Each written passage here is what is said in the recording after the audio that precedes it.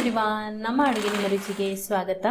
ಮೈದಾ ಬಳಸದೆ ಮಾಡುವಂತಹ ಮಕ್ಕಳಿಗೆ ಈ ಗರಿಗರಿಯಾದ ಕುರುಕುರೆ ತಿಂಡಿಯನ್ನು ಮಾಡಿಕೊಡಿ. ಸ್ವಲ್ಪನೂ ಎಣ್ಣೆ ಆಗದೆ ತುಂಬ ರುಚಿಯಾಗಿ ಹಾಗೆಯೇ ಗರಿಗರಿಯಾಗಿ ಬರುತ್ತೆ ಇದು. ಬನ್ನಿ ಈಗ ಇದನ್ನು ಮಾಡುವ ವಿಧಾನ ಹೇಗೆ ಅಂತ ನೋಡೋಣ. ಆದರೆ ಅದಕ್ಕಿಂತ ಮುಂಚೆ ನೀವೇನು ನಮ್ಮ ಚಾನಲ್ಗೆ ಸಬ್ಸ್ಕ್ರೈಬ್ ಆಗಲಿಲ್ಲ ಅಂದರೆ ಸಬ್ಸ್ಕ್ರೈಬ್ ಮಾಡ್ಕೊಳ್ಳಿ, ಪಕ್ಕದಲ್ಲಿರೋ ನೋಟಿಫಿಕೇಶನ್ ಬೆಲ್ ಕೂಡ ಕ್ಲಿಕ್ ಮಾಡ್ಕೊಳ್ಳಿ.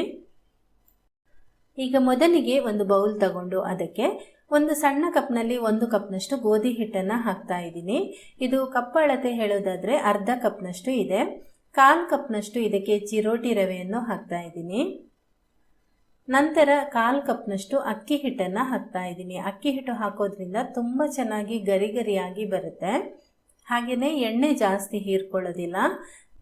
ನಂತರ ಇದು ಕೊತ್ತಂಬರಿ ಬೀಜ ಮತ್ತು ಒಂದು ಸ್ವಲ್ಪ ಜೀರಿಗೆಯನ್ನು ಹಾಕಿಬಿಟ್ಟು ಹುರಿದು ಪುಡಿ ಮಾಡಿದಂತಹ ಪುಡಿ ಇದು. ಇದನ್ನು 1 ಟೀ ಚಮಚದಷ್ಟು ಹಾಕ್ತಾ ಇದ್ದೀನಿ.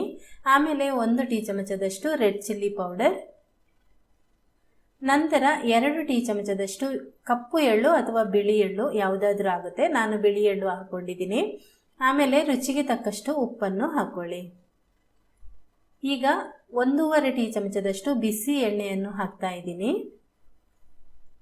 ಎಲ್ಲವನ್ನು ಈಗ ಚೆನ್ನಾಗಿ ಒಂದ್ಸರ್ತಿ ಮಿಕ್ಸ್ ಮಾಡ್ಕೊಳ್ಳೋಣ.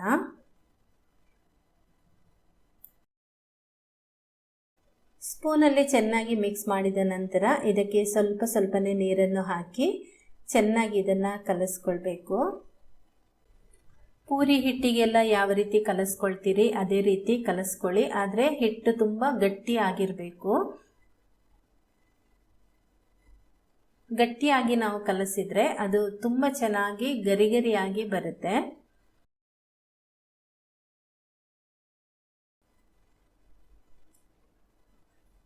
ನೋಡಿ, ನೀರು ಹಾಕೊಳ್ಳುವಾಗ ಸ್ವಲ್ಪನೇ ಹಾಕ್ಕೊಂಡು ಕಲಸ್ಕೊಂಡಿದ್ದೀನಿ. ಈ ರೀತಿ ಗಟ್ಟಿಯಾದ ಹದಕ್ಕೆ ಕಲಸ್ಕೊಂಡಿದ್ದೀನಿ. ಇದನ್ನು ಹಿಟ್ಟು ನೆನೆಸಿಡಬೇಕು ಆ ರೀತಿ ಏನಿಲ್ಲ, ತಕ್ಷಣನೇ ಮಾಡ್ಕೊಳ್ಬೋದು. ಇವಾಗ ನೋಡಿ, ಇದರಿಂದ ಸಣ್ಣ ಉಂಡೆ ಮಾಡ್ಕೊಳ್ತಾ ಇದ್ದೀನಿ.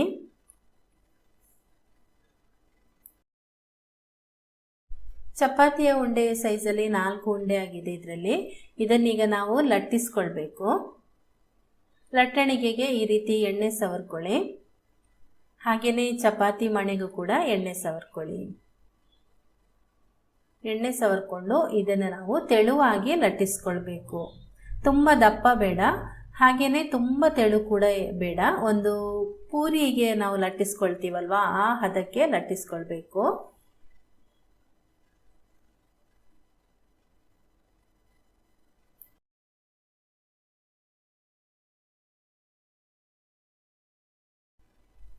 ಈ ರೀತಿ ಲಟ್ಟಿಸಿ ಆದಮೇಲೆ ಇದನ್ನು ಒಂದು ಚಾಕು ಸಹಾಯದಿಂದ ತೆಳುವಾಗಿ ಈ ರೀತಿ ಕಟ್ ಮಾಡ್ಕೊಳ್ಬೇಕು. ನೋಡಿ, ಈ ಥರ ಕಟ್ ಮಾಡ್ಕೊಳ್ಳಿ.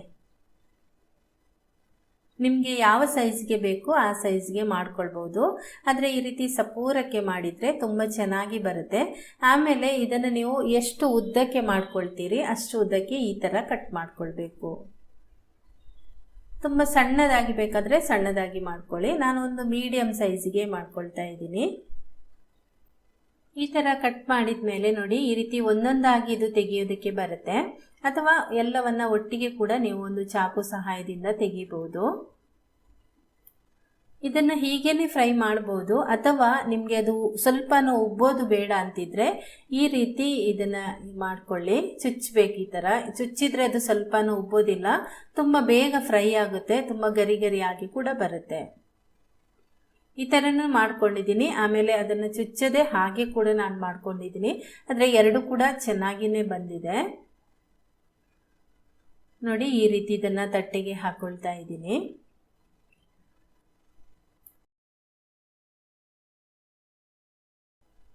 ಅಥವಾ ಈ ರೀತಿ ತೆಗೆದು ನೋಡಿ ಸಪ್ರೇಟ್ ಮಾಡಿಕೊಂಡು ಕೂಡ ಹಾಕೋಬಹುದು. ಆದರೆ ಸ್ವಲ್ಪ ಮುದ್ದೆಯಾಗಿ ಹಾಕಿದ್ರೂ ಎಣ್ಣೆಗೆ ಅದು ಆಮೇಲೆ ಫ್ರೈ ಆಗುವಾಗ ಎಲ್ಲ ಬಿಟ್ಕೊಂಡು ಬರುತ್ತೆ.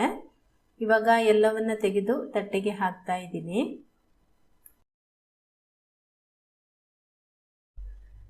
ಎಣ್ಣೆ ಕಾಯಲಿಕ್ಕೆ ಇಟ್ಟಿದ್ದೀನಿ, ಚೆನ್ನಾಗಿ ಬಿಸಿಯಾಗಿದೆ ಕೂಡ. ಒಂದು ಸಣ್ಣ ತುಂಡು ಹಾಕಿ ನೋಡಿದ್ದೀನಿ, ನೋಡಿ ಚೆನ್ನಾಗಿ ಫ್ರೈ ಆಗಿದೆ. ಇವಾಗ ಇದಕ್ಕೆ ಈ ರೀತಿ ಬಿಡ್ತಾ ಇದ್ದೀನಿ. ಇದನ್ನು ಮುದ್ದೆನೇ ಹಾಕ್ತಾ ಇದ್ದೀನಿ. ಆಮೇಲೆ ಅದು ಎಣ್ಣೆಗೆ ಬಿಟ್ಟ ಮೇಲೆ ಎಲ್ಲ ಸಪ್ರೇಟ್ ಆಗುತ್ತೆ. ಲಟ್ಟಿಸಿ ಆದಮೇಲೆ ಅದನ್ನು ಚಾಕುನಲ್ಲಿ ಕಟ್ ಮಾಡ್ಕೊಳ್ತೀರಲ್ವಾ, ಆವಾಗ ಅದು ಎಲ್ಲ ಚೆನ್ನಾಗಿ ಸಪ್ರೇಟ್ ಆಗಿರಬೇಕು. ಅಂಟ್ಕೊಂಡಂತಿದ್ರೆ ಅದು ಕಟ್ ಮಾಡಿದ ಮೇಲೆ ನಾವು ಮುದ್ದೆ ಆಗಿದ್ರಲ್ಲಿ ಹಾಕಿದ್ರೂ ಏನಾಗುತ್ತೆ, ಸಪ್ರೇಟ್ ಆಗೋದಿಲ್ಲ. ಹಾಗಾಗಿ ನೀವು ಚಾಕುನಲ್ಲಿ ಕಟ್ ಮಾಡುವಾಗ ಎಲ್ಲ ಅದು ಚೆನ್ನಾಗಿ ಸಪ್ರೇಟ್ ಆಗಿರಬೇಕು. ಇವಾಗ ನೋಡಿ, ಒಂದು ಚೂರು ಕೂಡ ಅಂಟ್ಕೊಂಡಂತಿಲ್ಲ, ಎಲ್ಲ ಸಪ್ರೇಟ್ ಆಗಿದೆ ನೋಡಿ. ಈ ರೀತಿ ಸೌಟಲ್ಲಿ ಚೆನ್ನಾಗಿ ಇದನ್ನು ತಿರುಗಿಸಿ ಹಾಕ್ಕೊಂಡು ಒಳ್ಳೆ ಗರಿ ಗರಿ ಆಗಿ ಬರೋ ಥರ ಫ್ರೈ ಮಾಡ್ಕೊಳ್ಳಿ. ಉರಿಯನ್ನು ತುಂಬ ಹೈ ಫ್ಲೇಮ್ನಲ್ಲಿ ಇಟ್ಕೊಳ್ಬಾರ್ದು, ಸ್ವಲ್ಪ ಮೀಡಿಯಮ್ ಉರಿನಲ್ಲಿ ಇಟ್ಕೊಂಡು ಇದನ್ನು ಫ್ರೈ ಮಾಡ್ಕೊಳ್ಬೇಕು. ಚೆನ್ನಾಗಿ ಗರಿ ಗರಿ ಆಗಿ ಬರುತ್ತೆ. ಸೂಪರಾಗಿ ಬಂದಿದೆ. ಈಗ ಇದನ್ನು ತೆಗಿತಾ ಇದ್ದೀನಿ. ಇದು ಎಣ್ಣೆ ಕೂಡ ಜಾಸ್ತಿ ಹೀರ್ಕೊಳ್ಳೋದಿಲ್ಲ. ನಾವು ಎಷ್ಟು ಎಣ್ಣೆ ಹಾಕಿದ್ದೀವಿ ಹಾಗೇ ಇದ್ದಂಗೆ ಅನಿಸುತ್ತೆ ನಮಗೆ, ಅಷ್ಟು ಚೆನ್ನಾಗಿರುತ್ತೆ ಮತ್ತು ತುಂಬ ರುಚಿ ಇರುತ್ತೆ. ನೀವು ಇದಕ್ಕೆ ಯಾವ ಮಸಾಲೆ ಕೂಡ ನೀವು ಹಾಕ್ಬೋದು, ತುಂಬಾ ಚೆನ್ನಾಗಿರುತ್ತೆ. ಈಗ ಎರಡನೇ ಸರ್ತಿ ಕೂಡ ಈ ರೀತಿ ನೋಡಿ ಕಟ್ ಮಾಡಿ ಇಟ್ಟಿದ್ದೀನಿ. ಇದನ್ನು ಕೂಡ ಫ್ರೈ ಮಾಡಿ ತೆಗಿತಾ ಇದ್ದೀನಿ. ಹೀಗೇ ಎಲ್ಲವನ್ನು ಕೂಡ ನಾನು ಫ್ರೈ ಮಾಡಿಕೊಂಡು ಈಗ ಆಗಿದೆ, ತೋರಿಸ್ತೀನಿ ನಿಮಗೆ. ನೋಡಿ ಎಷ್ಟು ಗರಿ ಗರಿ ಆಗಿ ಬಂದಿದೆ ಅಂತ.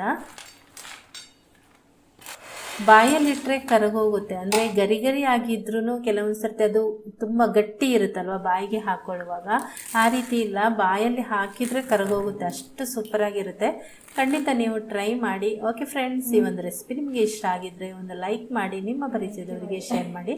ಹಾಗೆಯೇ ನಮ್ಮ ಚಾನಲ್ಗೆ ನೀವಿನ್ನೂ ಸಬ್ಸ್ಕ್ರೈಬ್ ಆಗಲಿಲ್ಲ ಅಂದರೆ ಸಬ್ಸ್ಕ್ರೈಬ್ ಮಾಡ್ಕೊಳ್ಳಿ. Thank you.